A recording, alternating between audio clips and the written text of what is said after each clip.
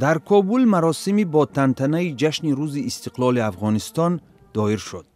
پرزیدنت افغانستان اشرف غنی که تا حال معالجه پایش را به انجام نرسانیده است، در گشت نظامی شرکت ورزید. 96 سال پیش معاهده انگلیا و پاکستان راه را برای صاحب استقلالی افغانستان از امپریای بریتانیا باز نمود.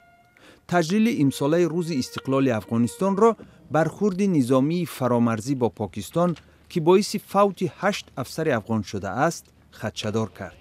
افغانستان سفیر پاکستان را دعوت نموده از او خواست سبب آتشباران پاسگاه مرزبانان افغان در ناحیه ناری ولایت کنار در تاریخ 17 اوگوست را تشریح دهد.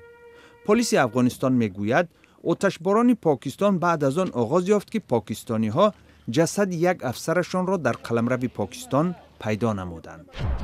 سروزیر سرب الکساندر ووچیچ از ایستگاه مرکزی اتوبوس ها در شهر بلگراد که بزرگترین مکان ترانزیت مهاجران به شمار می رود زیارت کرد. ووچیچ به حاضرین گفت مقامات دستور گرفتند که به مهاجران نان و شیر و مواد نیاز اولیه فراهم آورند. همچنان سروزیر سرب گفت حکومت این کشور نقشه دارد مرکز بنیاد نماید که در آن موقتا تا 3000 نفر امکان سکونت داشته باشند.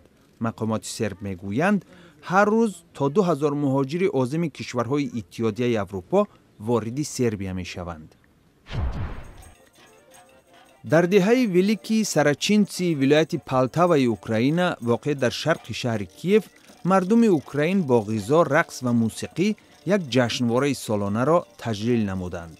در اینجا مردم گوشه‌های گوناگون اوکراین محصولات دستی و لباس‌های محلی دوران امپریای روسیه را در معرض عام گذاشتند.